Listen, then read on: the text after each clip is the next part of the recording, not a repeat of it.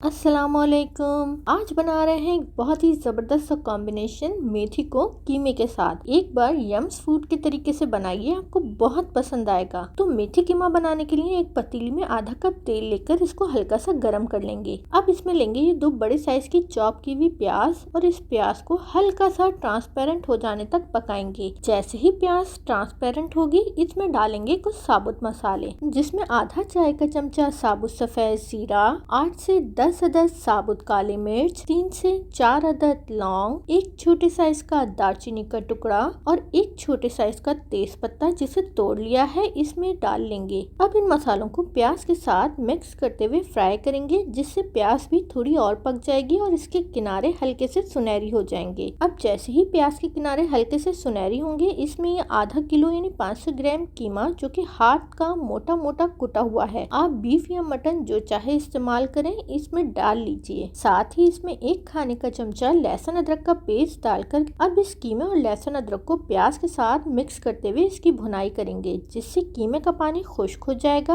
और साथ ही कीमा, प्याज और लहसुन अदरक तीनों चीजें अच्छे से भुन जाएंगी। देखिए तमाम अज्जा अच्छे से भुन गए हैं, जिसकी पहचान ये है कि तेल किनारों से अलग हो गया है। अब इस टाइम इसमें जाएंगे कुछ बेसिक मसाले, जिसमें आधा चाय का चमचा कुटी हुई लाल मिर्च, 1 चाय का चमचा पिसी हुई लाल मिर्च, 1 खाने का चमचा पिसा हुआ धनिया, 1/3 टीस्पून हल्दी पाउडर, 1.5 चाय का चमचा नमक और मिर्च आप अपने टेस्ट के मुताबिक कम या ज्यादा कर सकते हैं, और साथ ही इसके 1 खाने का चमचा भुना हुआ कुटा हुआ धनिया, जिससे इस कीमा मेथी में बहुत अच्छी खुशबू आ जाएगी, डालकर इन तमाम मसालों को कीमे के साथ मिक्स करते हुए भूनेंगे ताकि मसालों का कच्चापन खत्म हो जाए। अब मसाले भुनने के बाद इसमें डालेंगे ये 2 मीडियम साइज के टमाटर का पेस्ट और साथ ही कीमा गल जाने के हिसाब से 1 कप पानी, क्योंकि कीमा हाथ का कुटा हुआ है। अगर आप मशीन का कीमा यूज करें तो आधा कप पानी डालकर इसे मिक्स करें और इसमें जोश आ जाने तक पकाएं। अब पतीली को ढककर बिल्कुल हल्की आंच पर 15 मिनट के लिए छोड़ देंगे ताकि कीमा मुकम्मल गल जाए। अब 10 मिनट बाद यकीनन कीमा गल चुका है। अब इसमें आधा कप दही डालकर इसकी भुनाई करेंगे, जिससे इसमें डाला गया टमाटर का पेस्ट और दही दोनों भुन जाएंगे,